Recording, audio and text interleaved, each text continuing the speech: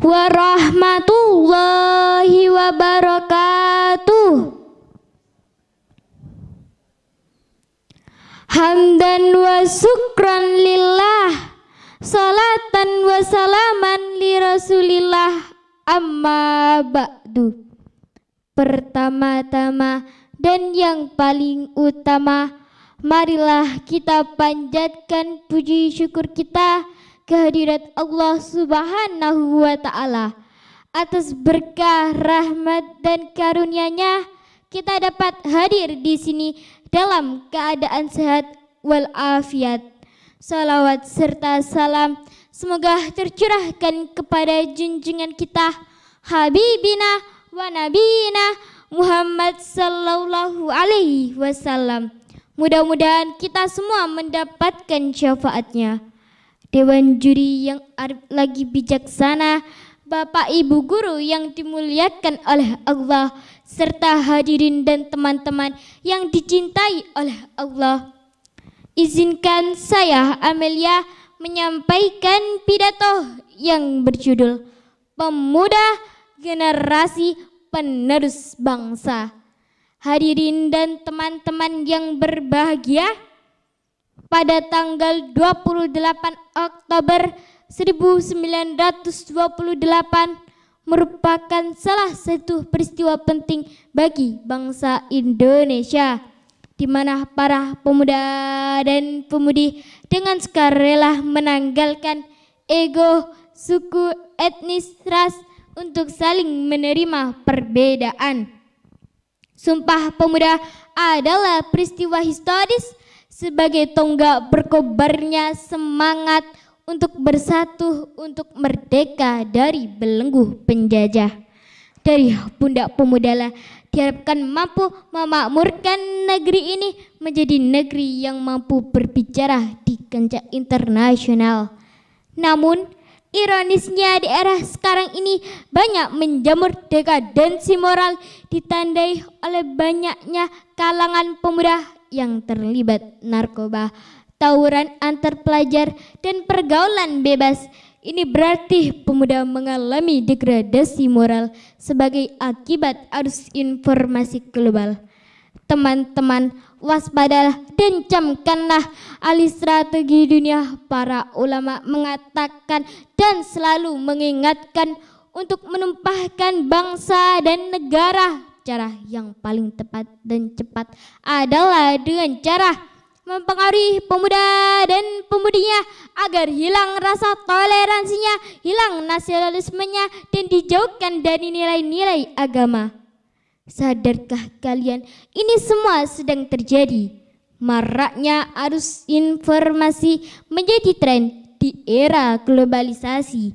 Masyarakat yang dulu masih tradisional kini sudah mulai radikal dan liberal. Sikap sosialis sekarang menipis, terkikis oleh budaya kapitalis. Pemuda-pemudi semakin berlomba-lomba mencari kesenangan pribadi, urusan negara tak terfikirkan. Sepertinya hal ini sudah disinggung oleh Nabi dalam kitab Arba'in Nawawi karangan Imam Yahya bin Syarifuddin, Shahifah 54 3 baris dari atas.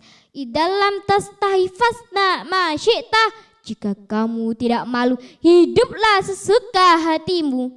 Hadirin, diakui maupun tidak, dunia modern memang membawa dampak positif. Informasi cepat kita dapat, berita mudah kita tangkap, bisa kita lihat sekarang ini juga. Kalau kita butuh uang, bisa langsung datang ke ATM di bank.